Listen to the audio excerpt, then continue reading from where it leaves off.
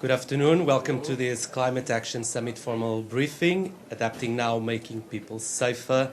I'm pleased to introduce Dr. Maria Flachsbarth, Parliamentary State Secretary to the Federal Minister for Economic Cooperation and Development of Germany, and Mr. Elhadj, Secretary General of the International Federation of Red Cross and Red Crescent Societies. We are expecting to be joined as well by Dr. Yasmine Fouad, Minister of Environment of Egypt. She will join us any minute soon. So after some introductory remarks, our speakers will answer some of your questions. Please introduce yourselves when doing so. And I would like to flag as well that we have 25 minutes for this media briefing. So without any further ado, please, the floor is yours. Thank you very much, ladies and gentlemen. I would like to present to you one of the summit's initiatives with this aim to strengthen the resilience against climate change, especially for the poorest and vulnerable communities. And we know there is a huge pressure. Global Commission on Adaptation has just told us. As you know, we are facing more and more extreme weather events, and every year 26 million people fall into poverty as a result of climate-related damage. So that is the reason why we think that we need innovative ideas who are already suffering under climate change, and that is why G7 launched the InsuResilience initiative in 2015. Climate risk insurance, as we believe, can make a difference because it means that people no longer have to beg for help, but they can file claims. And it helps quickly. Disbursement usually takes place within 2 weeks after the disaster, and it also encourages ex ante prevention and risk reduction because this means lower premiums. So we are supporting the development of risk models and preparedness plans, for instance, in Honduras, in Vietnam, in Ethiopia, and in Uganda. We are working together, G20 and We20, that means the vulnerable 20. The partnership now has 72 members and is the leading global initiative for climate risk finance and insurance. We have players, actors from academia, from international organizations, from civil society, and from the private sector. This is very, very important for us, and this is why I am particularly pleased about the commitment made by the insurance industry under the roof of the Insurance Development Forum, the IDF. It has announced that it will make available a total $5 billion in terms of insurance capacity to help achieve Vision 2020. That is a new goal for our InsuResilience package. Thank you.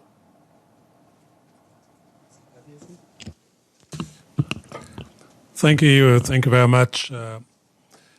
If you work as a Red Cross and Red Crescent person, you deal directly with the consequences of climate change.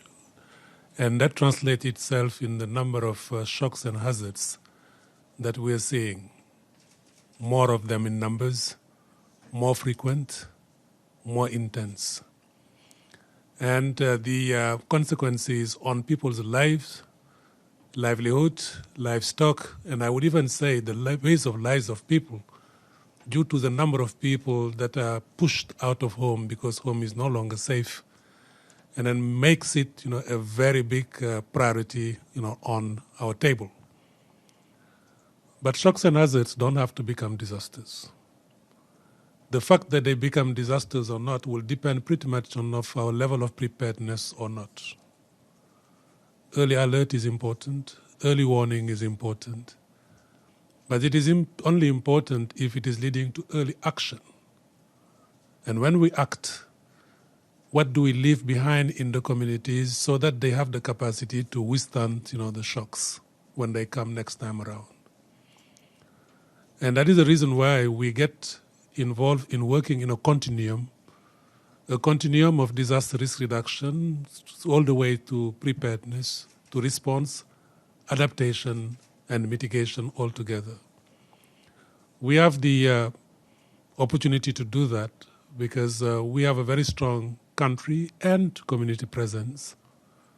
191 countries, in the world with Red Cross and Red Crescent national societies, 13.7 million volunteers grounded in the communities to work all the time, with them, to accompany them, to develop their coping mechanisms. But those coping mechanisms are being stretched, and they're being stretched to the maximum. Hence, the needs for all these initiatives that we are putting on the table. And I'm going to be mentioning a few. We launched, this week, over the weekend, our report, which is the cost of doing nothing, and that cost is extremely high. But we don't want just to limit ourselves to make the case and then show the cost of inaction, but rather to turn it into an opportunity for action. Because we are not hopeless, we are not powerless in front of those shocks and hazards. There is something we can do about it if we work together and bring on a common platform the science, hence the partnership with the World Meteorological Organization, the political leadership, partnership with governments like Germany, UK, and Egypt. And thank you, Germany, for also very early on supporting some of the initiatives that are going in that direction, such as forecast-based financing. And also, thank you for joining together with the UK and Egypt and other organizations in the Risk-Informed Early Action Partnership, which is so-called RIP, that is providing this opportunity and this platform for partnership as well as action together. Let me mention 4 main targets very briefly. How do we strengthen laws and policies and financing that reaches people not after disasters, but when there is a forecast? That is critical. Early action plans to be connected to early warning and heat waves preparedness, critical. And most importantly, for all of us together, while we know that those shocks and hazards do not discriminate between rich and poor, between the different countries on different parts of the globe, at the same time we know that we are not all equal in front of them. Some are more vulnerable than others because of the multiple deprivations that they face anyway, from an economic, from a social, cultural, and other point of view. We call it in this house, you will hear it quite often, how to walk the last mile of the response. Well, if the problems are really in the last mile, then the response should be in the first mile. So last miles of problems, but first miles of response. And that's what we commit to partner together with the member states, to partner with other organizations, but most importantly, to continue to be grounded in the communities and be there before, during, aftershocks, and prevent them from becoming the disasters that we see too often now. Thank you. Do you have any questions to our speakers? Yes, sure.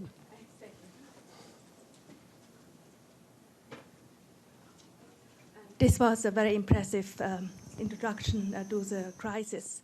My name is Irene Hell. I report for Copenhagen Post and occasionally Deutsche Welle and international newspapers. So you're here and you're meeting all the heads of states.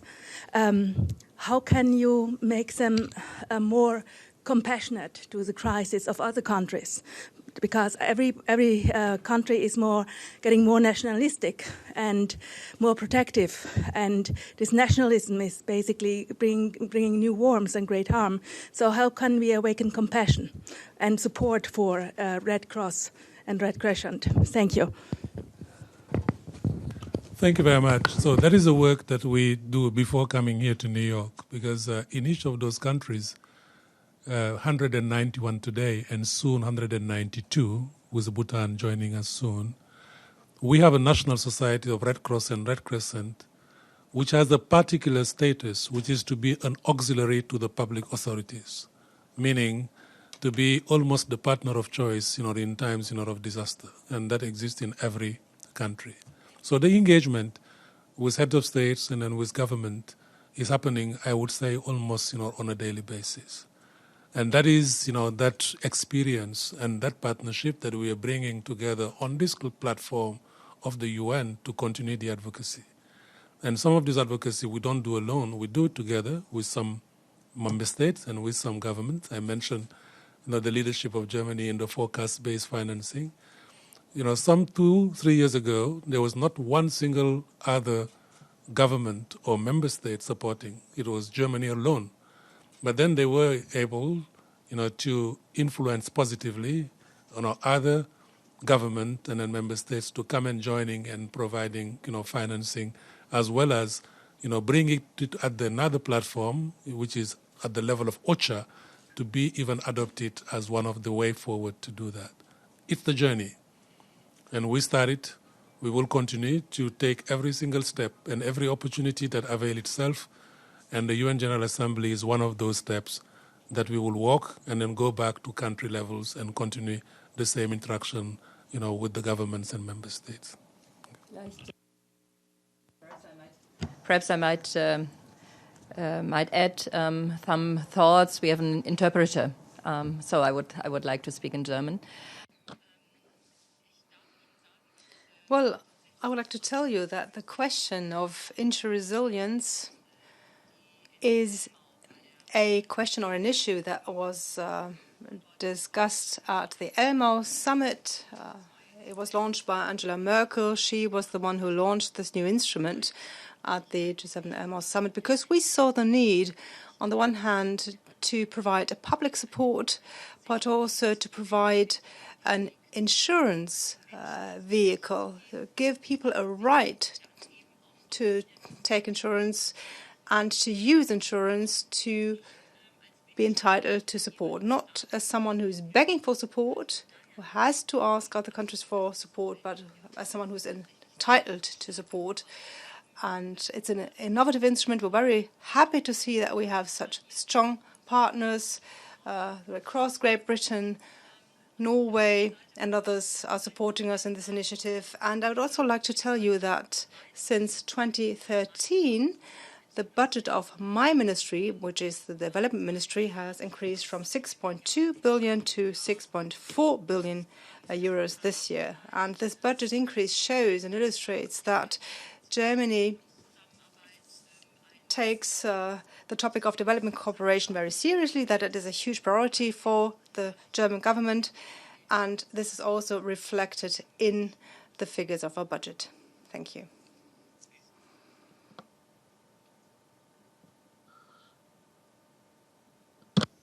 I guess either one of you could respond to this, but I was wondering just on the subject of adaptation financing, what's the scale of the funding gap that you see? How much money are we sort of short? And how do you see that changing this week? Are there announcements that you're looking forward to that you think could help close that gap?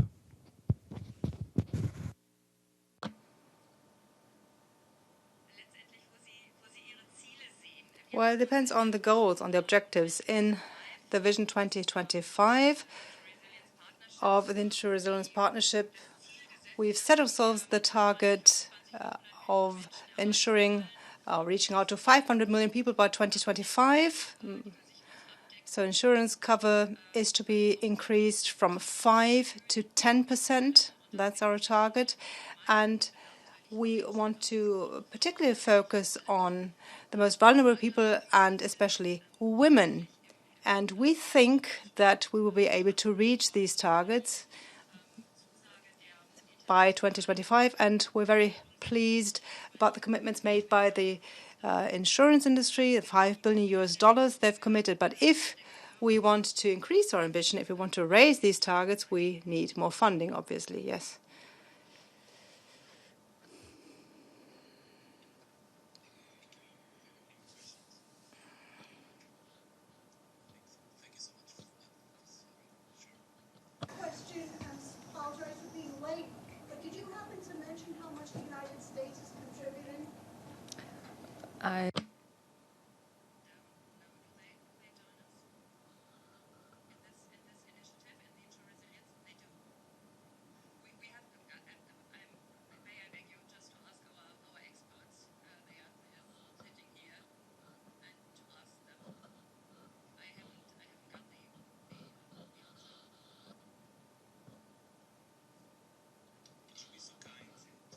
Okay.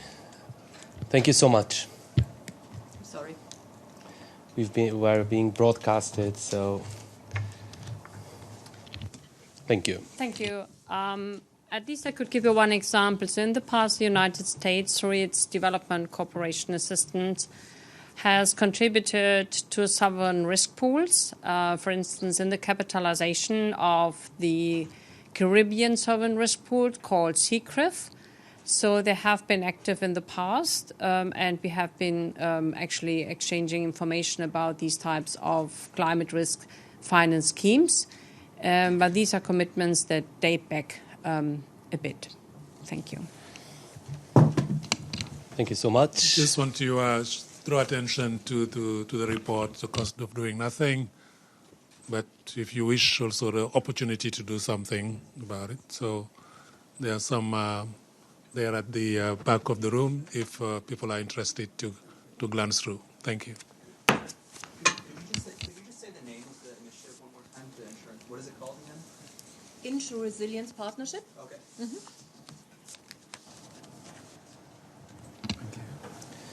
We still have a couple of minutes. Do you have any, please? Hi, sorry, I'm all the way in the back here. I'm Amy Lieberman with DevX. I was hoping you both could talk about kind of, aside from this issue of risk insurance and assessment, the biggest areas that you see right now that require more funding to make vulnerable places and people more resilient right now, and the gaps sort of within that. Thank you. Well, all areas really need funding, and I think it's dangerous now to kind of enter into competition between either disaster risk reduction or mitigation or adaptation or resilience building or insurance. You know, what we are seeing today is that you take any of those areas, we are not anywhere near, the scale and of magnitude that we need, to have. Hence, all this advocacy and partnerships, that you are seeing. As much as, from my perspective, and I think from many of the partners, I'm also a global commissioner on the Global Commission on Climate Adaptation. Of course, I can advocate the whole day for adaptation, but, well, we need also mitigation. So it would not be fair or honest, just to look at it from one silo. We need to break, those silos. So my colleagues working on mitigations are not here, but I would advocate, for them.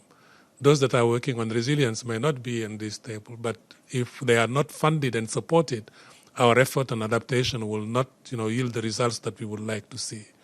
I think the kind of problems we're facing today, force us to be humble from our different perspectives, to understand that none of us alone will be able to do it. Force us to be humble also and generous and work in a spirit of collaboration, solidarity, and partnership to make sure that the level of investment required in all those areas be made, so that we do not undermine each other in our efforts. So I would like to see it across a continuum, of support. And, the more we dig into it, the more needs we will identify, and then the more partnership we will require, to respond effectively. Thank you. Ich kann das nur. And just add to that, it's really the whole range of the 2030 agenda issues that we need to focus on. Minister of Environment of Egypt, if you have any questions, or ma'am, if you have any remarks that you would like to brief.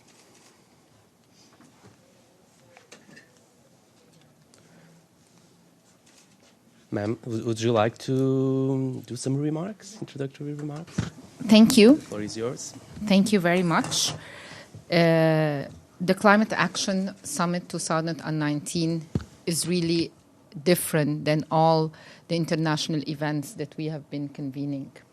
We're calling for action, but we're calling for concrete and timed one.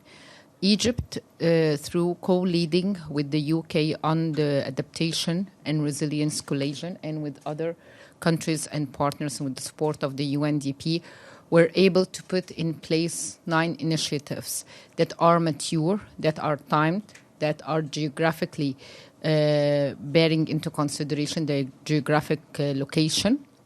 They are sectoral. They look into the natural disaster. They look into the small farmers. They look into the early warning system. They are regionally owned so that we ensure that they will still be living as long as there is a finance and as long as there is a call for action. This was included in our call for action. Adaptation is not a luxurious thing. Adaptation is not a byproduct, and it's not an either-or.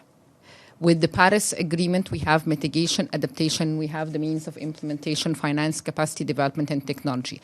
But what's really happening right now in the world for all the people, for the poor and the rich, and for all countries, adaptation is a high priority, is a must, and is an obligation. Based on that, we are so proud that with our call of action, we have more than 110 countries who joined that call of action and more than 75 institutions varying between UN agencies, IFIs, and other institutions in civil society.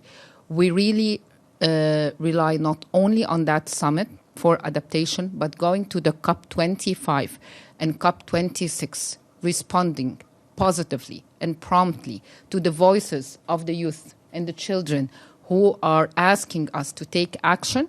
And the most important one is to adapt now. Thank you. We are running out of time. We still have a couple of minutes for a last question, if you will. No questions? Thank you so much for coming.